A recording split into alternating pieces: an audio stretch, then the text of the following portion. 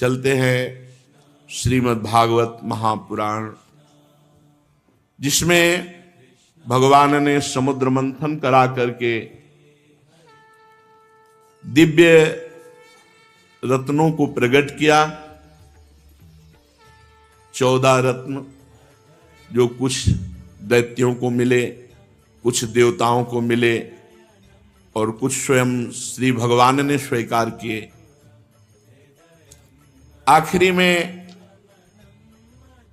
भगवद अवतार धन्वंतरी जी अमृत का कलश लेकर, तो अमृत का कलश देखते ही दैत्यों ने बलपूर्वक छीन लिया। भगवान सर्व सामर्थ्यशाली है। देवता बड़े चिंतित हो गए कि जिसके लिए हम इतना प्रयास कर रहे हैं वो प्रयास तो निष्फल हो गया। भगवान तो अमृत कलश देखते ही रह गए धन्वंतरी जी, और दैत्य छीन ले गए। भगवान ने कहा तुम चिंता मत करो, मैं अभी अमृत तुम्हें पान कराता हूं। इससे एक बल मिलता है। साधक जब साधना करता है तो उसकी साधना को बाधा पहुंचाने के लिए माया उसकी पहुंचते पहुंचते हटा देती है। जैसे सब कुछ हो गया, अमृत निकल आया पर पीने को नहीं मिला, दैत्य ले गए। तो भगवान की यदि आश्रित है तो कोई भी बाधा उसे परास्त नहीं कर सकती। सीम की चाप सटे को ताशु, बड़ रखवार रमापति जाशु। भगवान ने मोहिनी रूप धारण किया और स्पष्ट भगवान ने कहा कि देखो हम कुलटा हैं, स्वच्छंद चारणी हैं, हम पर विश्वास न करना। और मुस्कुराकर स्त्री सुलभ कटाक्ष, ऐसे सुंदर कि भगवान शंकर मोहित हो गए थे। सोचो, पास में त्रिपुर सुंदरी अंबा रहती है, त्रिपुर सुंदरी है, त्रिभुवन में कोई सुंदर अंबा जैसा नहीं है। तो अंबा पास में रहती है तो भला वो सुंदरता से मोहित क्या होने वाले। पर भगवान की ऐसी सुंदरता थी कि भगवान शिव मोहित हो गए। तो ये दैत्य बेचारे कैसे नहीं मोहित हो जाते। इन्होंने अमृत कलश हाथ में दे दिया। भगवान ने कहा उचित और अनुचित जो भी हम करें तुम हमें दोष नहीं दोगे तो हम अमृत कलश में अमृत बांटने के लिए तैयार हैं। दैत्यों ने कहा नहीं टोकेंगे। पहले भगवान दैत्यों की तरफ से गए पर नेत्रों के कटाक्ष से बांधते हुए अमृत किसी को नहीं पिलाया। पर जब देवताओं की तरफ पंक्ति में गए, दोनों पीठ किए पंक्तियां बैठा ली थी कि एक दूसरे को देख न सके। बड़ी रफ्तार से भगवान पिलाते चले जा रहे तो दृष्टि दैत्यों की तरफ थी। इतने में राहु नाम का एक दैत्य ने सोचा कि आखिरकार हो क्या रहा है। उसने देखा, तुरंत मुड़ना ही था, ऐसे किया सो सूर्य चंद्रमा के बीच में था। सूर्य चंद्रमा ने कहा प्रभु ये राहु दैत्य। भगवान ने सुदर्शन चक्र का प्रयोग किया, जिससे अमृत अभी नीचे नहीं उतर पाया था तो नीचे तो अमृत हो गया, ऊपर का दिव्य हो गया। अमृत पान करके वो आज भी सूर्य और चंद्रमा को पूर्णिमा और अमावस्या को ग्रहण लगते हैं। पूरा अमृत पिला दिया देवताओं को, कलश सामने फेंका दैत्यों के और अपने स्वरूप में आ गए। अरे उनका ये तो हरि है, हमारे साथ तो बड़ा धोखा हुआ। भगवान गरुण को बुलाया, गरुण पे बैठे उड़ गए। अब देवता और दैत्यों में भारी युद्ध प्रारंभ हो गया। परम पुरुष भगवान की अहेतुकी कृपा से देवताओं में कोई घबराहट नहीं थी, क्योंकि अमृत पान कर चुके थे। नवीन उत्साह का संचार विविध प्रकार से दैत्यों और देवताओं का युद्ध हुआ। बलि ने कहा इंद्र, जो लोग काल शक्ति की प्रेरणा से अपने कर्म के अनुसार युद्ध करते हैं वो जीत और हार, यश और अपयश और मृत्यु इनकी परवाह नहीं करते हैं। इसी से ज्ञानी जन इस जगत को काल के अधीन समझकर ना तो विजय होने पर हर्ष से फूल उठते हैं और ना तो अपकीर्ति, हार और मृत्यु होने से शोक के वशीभूत होते हैं। तुम लोग तत्वज्ञानी नहीं हो, इसलिए फूल रहे हो कि अमृत पी लिया है। तुम लोग अपने को जय पराजय आदि का कारण कर्ता मानते हो, इसलिए महात्माओं की दृष्टि से तुम सोचनीय हो। हम तुम्हारे मर्म स्पर्शी वचन स्वीकार ही नहीं करते, फिर हमें दुख क्यों होगा। प्रहलाद पुत्र विरोचन, पुत्र बलि, इतने महाभागवत है। सुखदेव जी कहते हैं वीरवर बलि ने इंद्र को फटकारा, बलि की फटकार से इंद्र कुछ झेप गए। फिर वीरों का मान मर्दन करने वाले बलि अपने धनुष को कान तक खींच खींच कर बहुत से बाण इंद्र को मारे। इंद्र का अत्यंत तिरस्कार किया, पर इंद्र मरने वाले तो है नहीं, क्योंकि अमृत पी चुके हैं। भगवान ने दैत्यों को अमृत क्यों नहीं पिलाया, मेहनत करवाई? क्योंकि उनको पता है कि इनके पक्ष में मृत संजीवनी विद्या जानने वाले शुक्राचार्य हैं। एक भी दैत्य मरा नहीं रहेगा, जहां मरता मृत संजीवनी डाल देते हो। देवताओं के पास ये थी नहीं, क्योंकि दैत्य गुरु शुक्राचार्य जी को ये पता थे, दूसरे को पता नहीं है। तो इसीलिए भगवान ने विचार पूर्वक कि इनके पास मृत संजीवनी विद्या है और इनको अमृत पिला देते हैं, दोनों समान हो जाएंगे। देवराज इंद्र और बलि का बहुत समय तक युद्ध हुआ।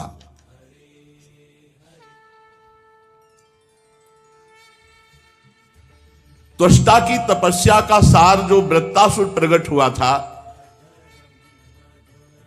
इंद्र ने कहा मैंने वज्र के द्वारा उसको मार डाला। अनेक दैत्य जो बहुत बलवान थे, किसी अस्त्र शस्त्र से नहीं मरते थे, उनको मृत्यु के घाट इसी वज्र से उतार दिया। वही मेरा वज्र ये नमुचि नाम के दैत्य को क्यों नहीं मार पा रहा? ये ब्रह्म तेज से बना हुआ वज्र इसके गले में खरोच भी नहीं कर पा रहा। इंद्र बहुत विषाद करने लगे। नमुचि आक्रमण पे आक्रमण कर रहा है, पर देवराज इंद्र का वज्र काम नहीं कर रहा। तो आकाशवाणी हुई कि ये दानव न सूखी वस्तु से मरेगा न गीली वस्तु से, इसे वर मिल चुका है। सूखी या गीली वस्तु जो ना होगी उससे मर जाएगा। इसलिए इंद्र इस शत्रु को मारने के लिए विचार करो जो सूखी और गीली वस्तु ना हो। आकाशवाणी सुन करके बड़ी एकाग्रता से विचार करने लगे कि कौन सी ऐसी वस्तु है जो सूखी या गीली नहीं है, उससे मारा जा सके। तो ध्यान में आया भगवत प्रेरणा से फेन। फेन ना सूखा है और ना गीला है, इसलिए उन्होंने समुद्र का फेन लिया और फेन फेंका, तो फेन से उसकी गर्दन कट गई, जो वज्र से नहीं कटी थी। गंधर्व शिरोमणि विश्वावसु तथा परावसु गान करने लगे, देवताओं की दुंदुभियां बजने लगी, नर्तकियां आनंद से नाचने लगी। इस प्रकार वायु, अग्नि, वरुण आदि दूसरे देवताओं ने भी अपने शत्रुओं को परास्त किया। ये भगवान की लीला होती रहती है। कभी दैत्य परास्त करते देवताओं को, कभी देवता दैत्यों को, कभी साधु जनों की विजय होती, कभी असाधु जनों की विजय होती है। पर जो भगवान की छत्र छाया में रहते हैं उनका सदा मंगल ही होता है। नारद जी आए और कहा देवता और दैत्यों, आप लोग अपने अपने बल को लगाकर देख चुके हो, अब हमारी आज्ञा है कि दोनों सुख समृद्धि को प्राप्त हो और युद्ध बंद करो। सुखदेव जी कहते हैं देवताओं ने देवर्षि नारद की बात मानकर अपने क्रोध के वेग को शांत किया, और फिर दैत्यों ने भी वही बात मानी और युद्ध बंद हुआ। नारद जी एक ऐसे महात्मा है कि देवता मतलब कंस के पास जाते हैं तो वैसे सम्मान, वसुदेव जी के पास तो वे कहीं भी जाएं इनका कहीं तिरस्कार नहीं, और सबको ऐसा लगता है मेरे हित की ही बात कहते हैं। जो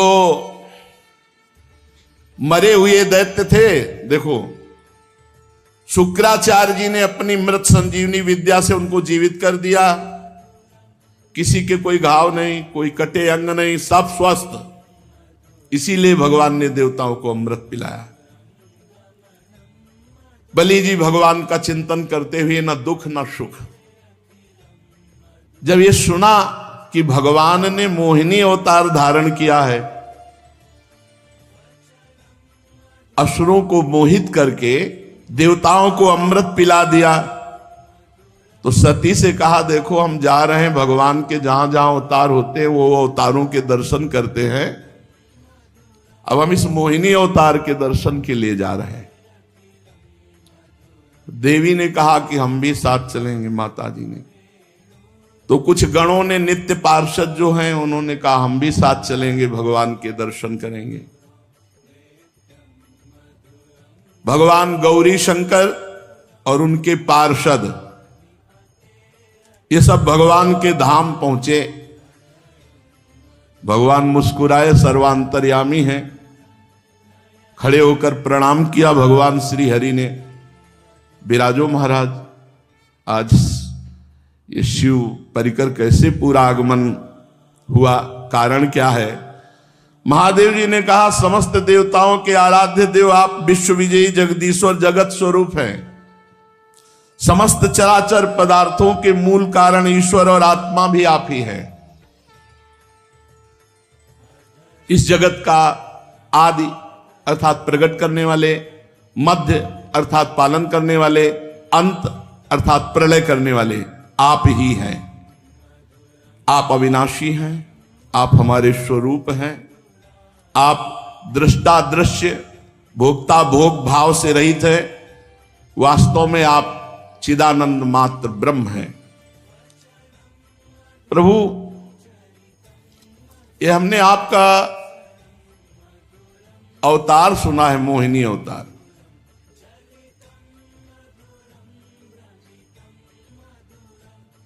बड़े बड़े ऋषि मुनियों को सुख देने वाले अवतार तो हमने प्रभु देखे, लेकिन दैत्यों को मोहित करने वाला ये अवतार। श्री सुखदेव जी कहते हैं जब भगवान शंकर ने ऐसा कहा तो भगवान श्री हरि हंस दिए और बोले रहने दो, इस चक्कर में मत पड़ो। और अवतार अलग बात है, ये हमने मोहित करने वाला अवतार लिया था। शंकर जी, अमृत का कलश दैत्यों के हाथ में चला गया था, दूसरा कोई उपाय नहीं था। देवताओं का काम बनाने के लिए कौतूहलवश वो महासुंदर रूप मैंने धारण किया कि वो अपने आप कलश हमारे हाथ में दे दिए। देव शिरोमणि, वैसे योगी पुरुष को इस रूप को नहीं देखना चाहिए, पर आप देखना चाहते हैं, मैं दिखाऊंगा।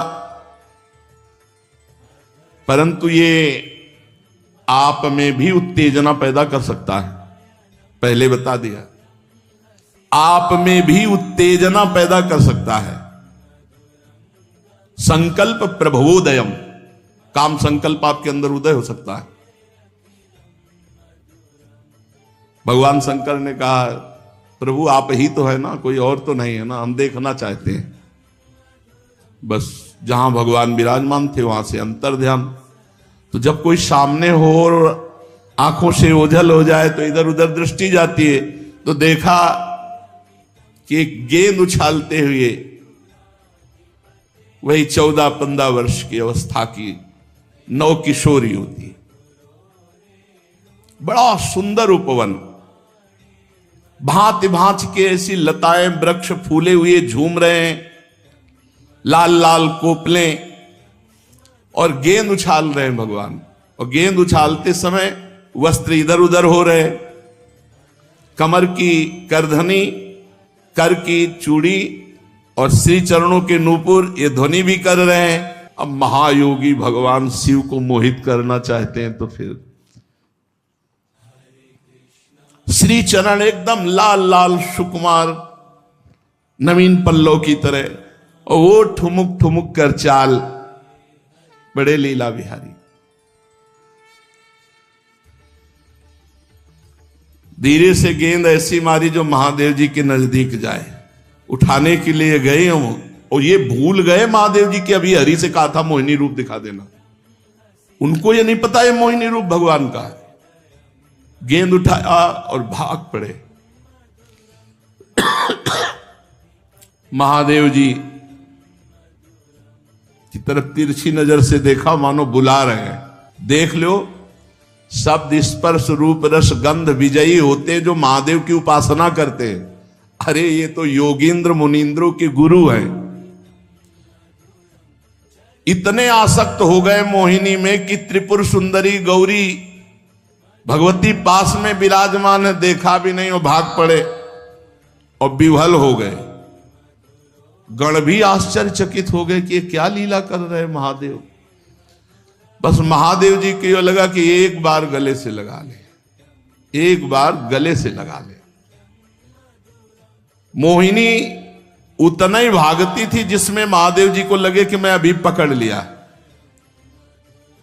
अब धीरे धीरे वायु ऐसी जोर की आई कि साड़ी उड़ गई। क्योंकि योगींद्र मुनिंद्रों के गुरु अगर थोड़ा भी अवसर मिला तो तुरंत ज्ञान जागृत हो जाएगा। करधनी खुल गई और साड़ी उड़ गई। अब तो मोहिनी भगवान का एक एक अंग इतना सुंदर, जहां आंखें जाती वहीं मन रम जाता। भगवान शंकर अत्यंत आकृष्ट हो गए और मोहिनी भी ऐसी हाव भाव प्रीति दिखाने लगे कि वो भगवान शंकर पर आ सकते हैं, वो भगवान मोहिनी पे आ सकते हैं, तो वो मोहिनी भगवान शंकर जी पर आ सकते हैं। महाज्ञान समुद्र भगवान शंकर मोहिनी के हाव भाव से लज्जा छोड़ करके दौड़ पड़े मोहिनी का आलिंगन करने के लिए। ऐसे भाग रहे जैसे कुलवती कोई स्त्री लज्जावान भाग रही हो, ऐसे भगवान भाग रहे, छूना मत, ऐसे चेष्टा करते हुए। और एक दौड़ती है, एक वृक्ष की आड़ में होकर फिर महादेव की स्थिति देखती और हंसने लगती है, फिर इशारा करती है। भगवान शंकर बार बार सावधान होना चाहते हैं, लेकिन देख लो, अत्यंत वेग से दौड़ करके मोहिनी का जूड़ा पकड़ा और हृदय से लगा लिया। जे भी हृदय से लगाया तो शांति हो गई, क्योंकि भगवान ही तो है ना परम शांत।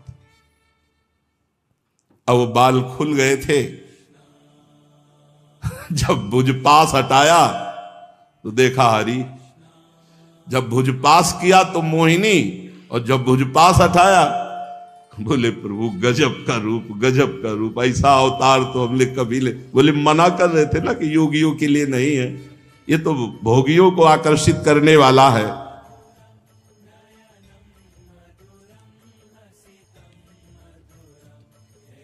भगवान श्री हरि उन्होंने कहा, देव शिरोमणे, भगवान ही तो है ना, कोई दूसरी स्त्री थोड़ी है कि वो कामासक्त हो गए। भगवान ने कहा, श्री हरि ने, देव शिरोमणे, मैं ये देख रहा हूं कि ये सब हुआ, पर आपकी निष्ठा में कोई फर्क नहीं है। ये बड़े आनंद की बात है कि मेरी अपार माया का प्रयोग आपके ऊपर हुआ, ऐसे हाव भाव किए, पर आपकी स्थिति वही रही।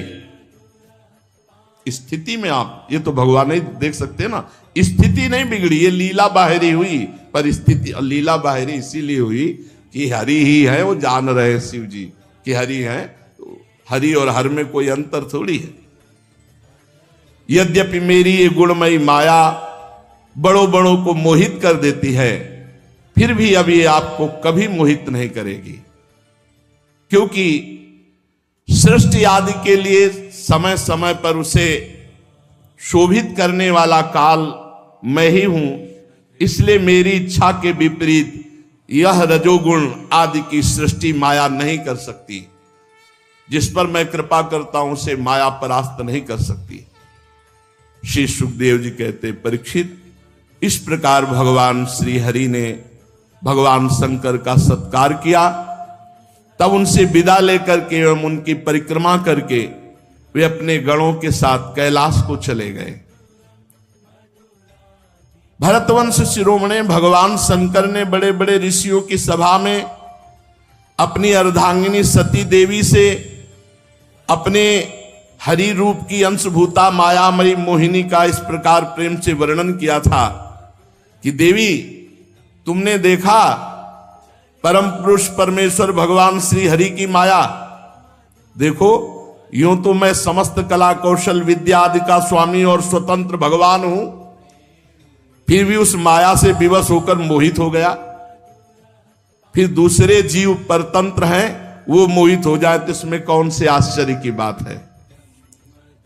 जब मैं 1000 वर्ष की समाधि से उठा था, तब तुमने मेरे पास आकर यह प्रश्न किया था कि तुम किसकी समाधि लगाते हो। तो ये वही साक्षात आत्मस्वरूप सनातन श्री हरि हैं, जिनको मैं समाधि में ध्यान के द्वारा उनके रूपानंद का पान करता रहता हूं। ना तो श्री हरि को काल ही सीमा में बांध सकते हैं और ना वेद ही वर्णन कर सकते हैं। इनका वास्तविक स्वरूप अनंत और अनिर्वचनीय है। श्री सुखदेव जी कहते हैं, परीक्षित, मैंने विष्णु भगवान की ऐश्वर्यपूर्ण लीला तुमको सुनाई, जिसमें समुद्र मंथन के समय अपनी पीठ पर मंदराचल धारण करने वाले भगवान का वर्णन हुआ। जो पुरुष भगवान का ये समुद्र मंथन, मोहिनी अवतार धारण करना, भगवान शंकर का मोहिनी रूप में आसक्त हो जाना, ये चरित्र सुनेगा, वो भगवान की माया से मोहित नहीं होगा। ये लीला संसार के समस्त क्लेश मिटाकर बिना परिश्रम के भगवत प्राप्ति कराने वाली है। ये जो लीला सुनी आपने, चाहे भगवान के चरणों की शरण ग्रहण करे या ना किए हो, कोई भी सुने चरित्र भगवान के, तो भगवान के प्रति शरणागति का भाव आ जाएगा और बिना परिश्रम के उसका भजन बनने लगेगा और भगवान की उसको प्राप्ति होगी। आज यहीं विश्राम करते हैं।